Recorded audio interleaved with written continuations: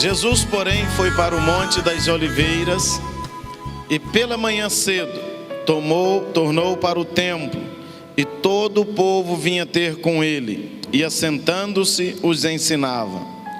E os escribas e fariseus trouxeram-lhe uma mulher apanhada em adultério, e pondo-a no meio, disseram-lhe: Mestre, esta mulher foi apanhada no próprio ato, adulterando. E na lei nos mandou Moisés que as tais sejam apedrejadas. Tu, porém, que dizes? Isso diziam eles, tentando-o, para que tivessem de que o acusar. Mas Jesus, inclinando-se, escrevia com o dedo na terra. E como insistissem, perguntando-lhe, endireitou-se e disse-lhe: Aquele que de entre vós está sem pecado, seja o primeiro que atire a pedra contra ela. E tornando a inclinar-se, escrevia na terra. Quando ouviram isto, redarguidos da consciência, saíram um a um e começaram pelos mais velhos até os últimos. Ficou só Jesus e a mulher que estava no meio. E endireitando-se Jesus, e não vendo ninguém mais do que a mulher, disse-lhe: Mulher, onde estão aqueles teus acusadores? Ninguém te condenou? E ela disse: Ninguém, Senhor. Disse-lhe Jesus: Nem eu também te condeno. Vai e não peques mais. Diga: Senhor Jesus, fala ao meu coração nesta noite, em nome de Jesus. Amém. O tema da nossa pregação hoje é: o que fazer com as pedras? O que fazer com as pedras? Eu tenho aqui uma pedra. Essa pedra, eu quero que alguém venha aqui pegar ela aqui da minha mão. E você vai segurar essa pedra por mais ou menos 30, 40 segundos. E vai passando para o irmão que está do seu lado. E todos vão segurando essa pedra por um período até eu terminar essa pregação. Amém? Então vai começar aqui com o Clanderson. E ele vai passando de mão em mão. Quando terminar a pregação, alguém que tiver com ela na mão, venha e coloque ela aqui. O tema é: o que fazer com as pedras? No texto que nós lemos, conta a história de um momento muito lindo da Bíblia, conhecida como a mulher adúltera, ou a tentativa de apedrejamento da mulher adulta. O tema da minha pregação é: o que fazer com as pedras? Nesse texto nós temos três elementos, três personagens que nós podemos distinguir dentro desse texto, que eu quero trabalhar individualmente cada um desses personagens. O primeiro personagem é uma multidão com as mãos cheias de pedra. O segundo personagem desse texto é a mulher adúltera. A multidão representa os acusadores, a mulher adúltera representa os acusados. E a terceira pessoa desse texto é o nosso Senhor e Salvador Jesus Cristo, aquele que morreu e vive eternamente, que está presente aqui nesta noite. Amém? Esses três tipos de pessoas que estão aí, esses três elementos nesse texto, estão inseridos também no contexto da igreja. Aliás, não é somente no contexto da igreja que existem pessoas com pedras nas mãos, que existem pessoas sendo acusadas e que também existem pessoas trabalhando pela redenção de ambas.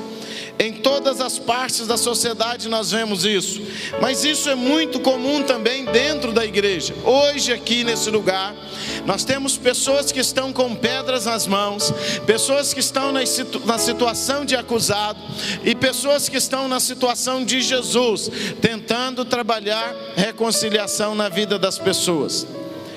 As pessoas que estão com pedras nas mãos são todas as pessoas revestidas do direito da acusação. São todas as pessoas que de alguma forma têm algum direito de estar com a pedra na mão. Alguém te feriu, te magoou, te traiu e te levou a uma situação: segurar uma pedra pesada na sua mão. Essa pedra, você segura ela com toda a razão, com todo o direito. Tudo te protege. Como diz a Bíblia, aquela mulher foi apanhada no ato do adultério, e segundo a lei, ela deveria ser morta apedrejada. Então, segundo a lei dos homens, segundo a lei de Moisés, segundo a razão dos homens, aquela mulher deveria morrer apedrejada. Em nenhum momento a lei diz que aquelas pessoas que seguravam as pedras estavam erradas. Em nenhum momento a lei diz que aquelas pessoas que seguravam a pedra não tinham razão de segurar a pedra. Eles tinham direito de segurar a pedra. Aquela pedra representa o direito de revidar. Aquela pedra representa o direito da vingança. Aquela pedra representa o meu e o seu direito de justiça. O meu e o seu direito de cobrar a justiça, de cobrar alguma coisa de alguém que nos feriu, de alguém que nos traiu, de alguém que nos magoou, de alguém que nos entristeceu, de alguém que nos abençoou, que nos abandonou. Eu quero dizer para você que está segurando pedras nas suas mãos, você tem razão de segurar essa pedra. Pode dizer para o irmão, se você tem alguma pedra na sua mão, você tem razão de segurar essa pedra. Você está repleto de razão. Ninguém vai dizer que você está errado em segurar essa pedra. Talvez você seja parte daquela multidão que teve a sua identidade cristã, que teve a sua moral, a sua ética ferida. E você tem todo o direito de pegar essa pedra e fazer com ela o que você bem quiser. Essas são pessoas que estão dentro do contexto da igreja. Pessoas que pegaram em pedras em algum momento, com o desejo, com o direito de se autodefender, de se defender pessoalmente das acusações, das dores, das mágoas, das traições, das angústias em que ela viveu. Então hoje, queridos e queridas, eu digo a todos vocês que estão segurando em pedras, você tem razão em segurar essa pedra. Essa pedra não está na sua mão por acaso. Você é um ser humano, você é uma pessoa normal, você é uma pessoa comum, e você tem o direito sim de pegar esta pedra e segurar ela na sua mão. Esta é uma multidão de pessoas, e muitas pessoas estão dentro da igreja nessa mesma condição. O segundo elemento desse texto é aquela mulher que estava sendo acusada de adultério. Eu vejo no fato dessa mulher estar sendo acusada de adultério, a justiça dos homens falhando, porque ninguém adultera sozinho. Aonde existe o ato do adultério, existe a presença de duas pessoas, ou não, irmão? Sim ou não? Mas ali naquele lugar só havia uma pessoa sendo acusada, porque era uma sociedade injusta, é uma sociedade machista, é uma sociedade que achava que deveria descontar tudo na mulher, porque ali deveria estar os dois, o homem e a mulher, que foram pegos naquele ato, sendo acusados. Mas na situação de acusados, existem muitas pessoas que em algum momento de suas vidas caíram, em algum momento da sua vida escorregou, em algum momento da sua vida falhou. Vou usar uma linguagem comum: pisou no tomate, pulou o corguinho de ré. Então em algum momento da vida, aquela pessoa falhou. Falhou com a esposa, falhou com o esposo, falhou com os filhos, falhou com os pais, falhou com a sociedade, falhou com o seu líder de célula, falhou com a sua ovelha. Em algum momento houve uma falha, e aquela falha nos colocaram em condição de pessoas acusadas. Existem 3 elementos na sociedade que nos acusam. 3 elementos que nos acusam. O primeiro elemento é a nossa consciência, é a que mais nos acusa. A nossa consciência nos acusa mais do que Satanás e nos acusa mais do que as outras pessoas. Mas também existem as outras pessoas que nos acusam, que se sentem no direito de nos acusar, que se sentem no direito de buscar falhas nas nossas vidas para encontrar um motivo para a acusação. Existem também os demônios, que têm a função de ser acusador. Satanás, ele é conhecido na Bíblia como o acusador, como aquele que é tentador e aquele que é acusador. Ele faz questão de lembrar do seu pecado. Ele faz questão que você esteja sempre remoendo aquilo que aconteceu de ruim, de errado na sua vida. Esse segundo tipo de pessoa, as pessoas acusadas, também estão dentro da igreja, dentro da nossa sociedade. Quantas pessoas você conhece que errou um dia com você e você nunca mais tratou aquela pessoa da mesma forma? Você nunca mais amou aquela pessoa na mesma intensidade? Quantos conhecem uma pessoa aqui que um dia adulterou e você nunca mais abraçou aquela pessoa da mesma forma que você abraçava, porque você descobriu um pecado na vida dela? Ela nunca mais foi tratada por você com a mesma intensidade de amor, com a mesma intensidade de atenção, com a mesma intensidade de carinho que ela tinha antes dela cometer o erro com você. Então, às vezes, queridos, sem perceber, nós nos relacionamos com pessoas que amamos, segurando pedras nas nossas mãos, porque nós as distinguimos das outras pessoas. Damos aquele abraço hipócrita, aquele abraço político, aquele abraço de boa vizinhança, mas não aquele abraço cristão, forte, caloroso, amoroso, veemente. As pessoas acusadas estão dentro da nossa igreja. As pessoas que erram conosco, nós nunca mais as tratamos da mesma forma que nós as tratávamos quando nós as amávamos. E eu vou dizer algo muito interessante: ninguém precisa, ninguém necessita mais do teu amor, ninguém necessita mais da sua atenção, ninguém necessita mais do seu discipulado, ninguém necessita mais da sua influência, da sua presença, do que aqueles que erraram, do que aqueles que pecaram, do que aqueles que falharam, do que aquelas pessoas que se deixaram cair por um momento, se deixaram destruir, se deixaram ser atraídas pelo pecado naquele momento. Esse é o discípulo que mais precisa de você, essa é a discípula que mais precisa de você, essa é a pessoa que você jamais deveria se afastar com ela, porque ali estará sendo provado o verdadeiro amor de Deus na sua vida. Eu quero desafiar você a pensar nas pessoas que estão debaixo da acusação. As pessoas que em algum momento pisou na bola conosco.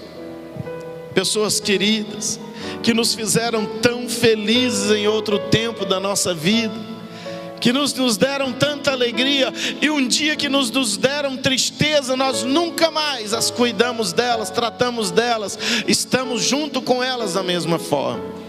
A igreja, queridos, é um lugar que está cheio de pessoas com pedras nas mãos, e que está cheio de pessoas se sentindo acusadas, se sentindo rejeitadas, afastadas, angustiadas em suas almas, porque se o lugar onde elas deveriam encontrar o verdadeiro amor de Deus, as pessoas estão como naquele vídeo, preocupadas com o culto, enquanto os outros estão morrendo lá fora. E eles nos dizem: qual é o louco que vai sair para fora nessa tempestade? Terceiro elemento que tem nessa cena aí dessa mulher adúltera é Jesus Cristo. Queridos, Jesus, ele é sempre surpreendente, ele é sempre espetacular. Eu estava meditando nesse texto, tem um mês que eu estou meditando nesse texto. Eu estava meditando nesse texto lá na Argentina, e todas as vezes que eu li esse texto, todas as vezes que eu vi alguém pregando sobre esse texto, todo o foco estava voltado para aquela mulher adúltera, estava voltado para o fato de Jesus ter livrado a mulher do apedrejamento. Mas quando eu olhei esse texto num dia de frio, lá na Argentina, um dia que estava muito frio, eu estava meditando nesse texto, o Espírito Santo falou: não, meu filho, Jesus não trouxe livramento, não foi só para aquela mulher, mas para todas as pessoas que estavam naquela cena. Todas aquelas pessoas estavam na mesma condição de igualdade daquela mulher, e todas as pessoas Jesus trouxe livramento. Então Jesus, em primeiro lugar, ele trouxe livramento para os sacerdotes que estavam ali. A Bíblia fala que os sacerdotes é que levaram aquelas pessoas a pegarem em pedras. E o Espírito Santo começou a ministrar no meu coração. Quantas vezes nós, como sacerdotes do Senhor, não colocamos as pessoas umas contra as outras, não colocamos as pessoas para se dividirem, para dizerem mal de outra igreja, mal de outras pessoas. Quantas vezes nós, sacerdotes, não fazemos coisas que levam as pessoas a pegarem pedras contra as outras, como líderes de célula. Levamos elas a fazer concorrência com a outra célula, a fazer concorrência com a outra igreja, a fazer concorrência com o outro irmão da casa dela. E aí, queridos, quantas vezes nós vemos isso? Quantas músicas você canta e aquelas músicas têm gosto de vingança na sua boca? Tem um tanto de música evangélica que fala que os seus inimigos vão ver você triunfar. As pessoas que te humilharam vão ver você triunfar. As pessoas que falaram mal de você vão ver o seu sucesso. Queridos, em nenhum momento da minha Bíblia Sagrada fala que Deus vai exaltar uma pessoa em detrimento da outra. Em nenhum momento na minha Bíblia fala que eu vou ter sabor de mel enquanto tem outra pessoa passando uma dificuldade na minha vida. Não tem isso na minha Bíblia. Na Bíblia não fala que eu vou ficar sentindo sabor de mel, e sabor de mel, e sabor de mel, e ver os meus inimigos, aqueles que levantaram contra mim, sofrendo. Isso é vingança, isso é estar com pedra na mão. E nós, sacerdotes, líderes de células, supervisores, temos que tomar cuidado, porque em nenhum momento Jesus vem trazer separação, mas Jesus vem sempre trazer restauração de relacionamento, cura de relacionamento. E ele evitou que aqueles sacerdotes pudessem ter causado uma grande injustiça naquele lugar. Então, o primeiro livramento que Jesus traz nesse texto são para os líderes, para os sacerdotes. O segundo livramento que Jesus traz é para aquelas pessoas que estavam segurando as pedras. Por mais que você tenha razão em segurar essa pedra é um peso na sua vida. Essa pedra, ela impede você de se relacionar livremente com as outras pessoas. Essa pedra impede você de abrir o seu coração, porque você já foi ferido, traído, magoado. Então você tem pegado essa pedra como instrumento de defesa, para que cada vez que alguém tentar fazer você sofrer de novo, você pega a pedra e está pronto para lançá-la novamente na vida de alguém que queira te fazer sofrer. Aliás, vou abrir um parênteses aqui nessa pregação. Que desespero maluco é esse para fugir do sofrimento, igreja? Que hedonismo é esse? Que negócio maluco é esse que a nossa sociedade está vivendo? Aonde nós queremos ouvir palavras que nos livram do sofrimento, tomar remédios que nos livram do sofrimento, participar de lugares que nos livram do sofrimento. E eu vou dizer um negócio para você: o sofrimento que vem de Deus, ele é extremamente necessário na sua vida, senão você vai se tornar a pessoa mais soberba, orgulhosa, vazia que existe na face da terra. Então glorifique a Deus pelo sofrimento que você vive, porque ele veio de Deus para trazer quebrantamento e cura para a sua alma. Nós pegamos as pedras e construímos muros ao redor de nós para que ninguém passe, e nós ficamos do lado de lá, dentro da nossa proteção emocional, dentro da nossa proteção intelectual, dentro da nossa proteção que nós criamos, aquela experiência de proteção. E essas pedras nós usamos para fazer muros que nos separam muitas vezes das pessoas que mais nos amam e das pessoas que nós mais amamos. E a pergunta é: o que você vai fazer com as pedras? A pedra é pesada, a pedra é um fardo que você carrega todos os dias, toda semana, o ano inteiro. Se você tem consciência, você vai dizer: eu tenho razão, pastor, de estar com essa pedra. Mas eu quero dizer nesta noite: ou você tem razão, ou você vai ser feliz. As duas coisas não andam junto.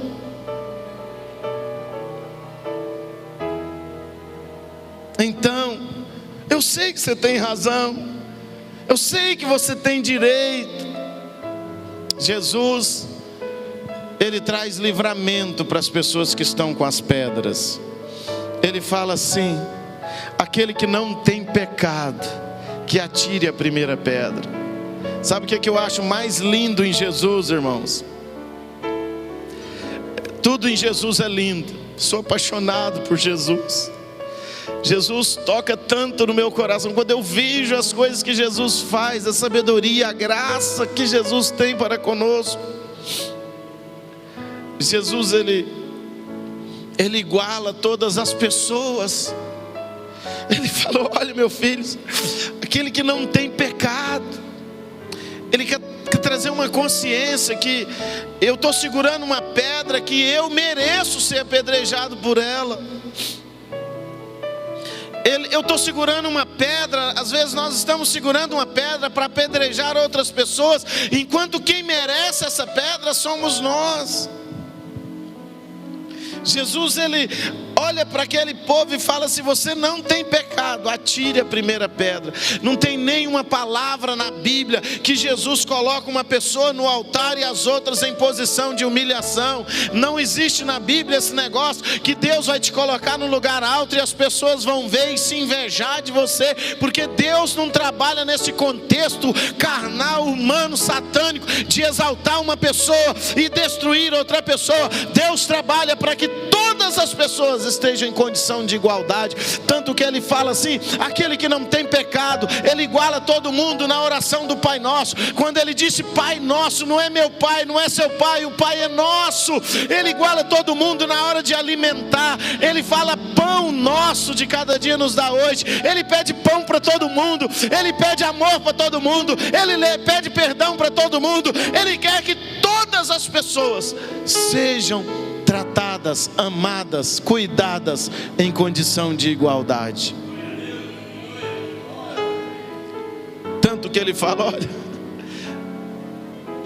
quem não tem pecado, atire a primeira pedra. Não existe super crente, irmão. Esse negócio de super apóstolo, super pastor, isso é apostolatria, pastolatria, alguma coisa, alguma idolatria. Não existe. Eu não sou nem um centímetro melhor, mas sei lá, eu não tenho, nenhum de nós somos assim. A graça e a misericórdia são necessidades de toda a raça humana. Amém, igreja? Amém, igreja? Eu e você precisamos da graça, da misericórdia, assim como todos que estão no presídio, assim como todos que estão agora nas prostituições, nos bares da vida, fazendo coisas que muitas vezes não agradam a Deus. Mas às vezes nós estamos dentro da igreja fazendo coisas piores do que quem está lá fora. Igual aqueles que estavam naquele barco, que representa a igreja, o lugar mais seguro. Aquele barco representa a igreja. Aqueles botes são as células que precisam ser lançadas. Mas tem gente que prefere ficar no lugar onde não tem tempestade, onde não tem luta, onde não tem dificuldade, onde o bem bom é o que Ele quer. Jesus livra o sacerdote e Jesus livra a multidão que estava com as pedras nas mãos. E por último, Jesus livra aquela mulher. Ele fala para ela: onde estão os teus acusadores? Querido, se tem algo que nós precisamos olhar no nosso coração, é onde estão os nossos acusadores. Todos nós temos acusadores. Assim como em determinado momento nós somos acusadores, todos nós temos pessoas que às vezes estão nos acusando de algo. E nós precisamos amar estas pessoas, porque os acusadores são aqueles que estão nos espinhando, são aqueles que estão espezinhando, matando a gente na unha, aos poucos, fazendo com que a gente tenha muita chateação no dia a dia. Mas Jesus pergunta: onde estão os seus acusadores? E depois a mulher responde: se foram, não há nenhum.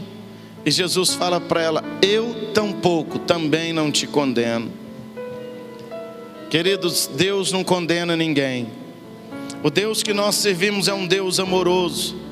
Não existe nenhuma palavra na Bíblia que diz que Deus vai mandar uma pessoa para o inferno. Não existe nenhuma palavra na Bíblia Sagrada que diz assim, que Deus vai condenar alguém ao inferno. Pelo contrário, todos estavam condenados ao inferno. Todos escolheram o inferno. A Bíblia diz: a alma que pecar certamente morrerá. A Bíblia diz que os vossos pecados e as vossas iniquidades fazem separação entre vós e o vosso Deus. Quando todos estavam indo para o inferno, Deus deu a opção da salvação. Deus deu a opção da vida eterna. Então, na verdade, Deus não veio condenar ninguém. Pelo contrário, Ele veio trazer redenção. Ele veio trazer salvação. Ele veio trazer a vida eterna. E a escolha de ir para o inferno ou de ir para o céu não tem nada a ver mais com Deus, mas é minha e é sua. Por isso Jesus fala: eu também não te condeno. Se Jesus, que é o Senhor do universo, não condenou aquela mulher adúltera, quem somos nós para condenar alguém, igreja? Quem somos nós para condenar uma pessoa? Quem somos nós para julgar alguém, para falar mal? Cara, eu já errei tanto, eu erro tanto. Às vezes eu fico pensando como Deus pode usar um camarada como eu. Mas o fato, queridos, o fato é que Jesus não condena ninguém. Romanos 8, capítulo 8, verso 1: nenhuma condenação há para aqueles que estão em Cristo Jesus. Não há condenação. Jesus falou: vai e não peques mais. Sabe por quê? Porque o que nos coloca na condição de condenação é o pecado. Não é Deus, é o pecado. O que nos faz estar na condição de acusados é o pecado. Na condição de merecer pedras é o pecado. Então eu quero louvar ao Senhor por tudo que Ele falou no seu coração hoje e desafiar você a pensar nessa pergunta: o que você vai fazer com as pedras? Aonde está a pedra nesta noite? Alguém pode trazer ela aqui? Quem está segurando ela, traz ela aqui. Essa pedra é um peso na sua vida. Você tem o direito de ficar com ela, mas se você quiser, você pode jogar ela fora hoje. A Bíblia diz que começando pelos mais velhos até os mais jovens, todos jogaram a pedra fora. Amém, igreja? Pode colocar aqui, querido. Obrigado. Todos jogaram a pedra fora. Eu quero desafiar você a orar nesta noite sobre isso. Jesus quer trazer restauração de relacionamentos. Ao invés de você jogar uma pedra, dá um abraço em quem merece uma pedra. Ore por quem merece uma pedra. Ore. Vença seu orgulho, vença sua carne. Eu sei que a pedra, ela é sustentada pelo seu orgulho. Ela é sustentada pela soberba da vida. Ela é sustentada pelo direito que você tem. É isso que sustenta essa pedra. E muitas vezes, queridos, não tem como se desfazer do orgulho se não cair do cavalo. Paulo, para deixar o orgulho de lado, teve que cair do cavalo. Se eu pudesse dar um nome para o cavalo de Paulo, eu chamava o cavalo dele de orgulho. Como é que é o nome do seu cavalo, Paulo? Orgulho.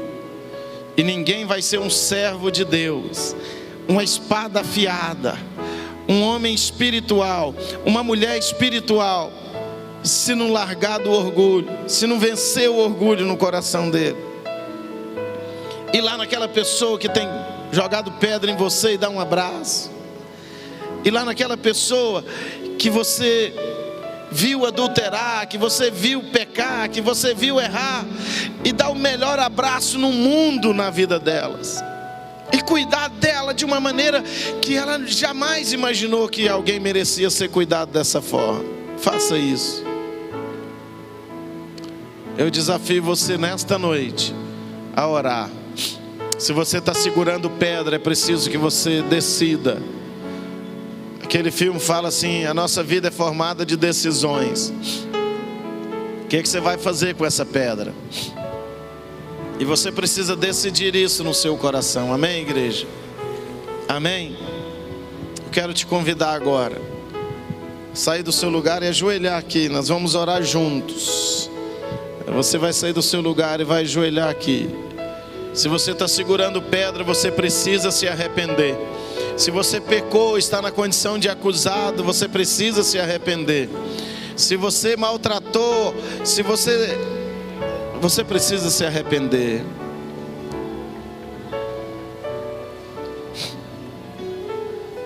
Ore ao Senhor, fale com Ele agora. Ore ao Senhor, fale com Ele agora.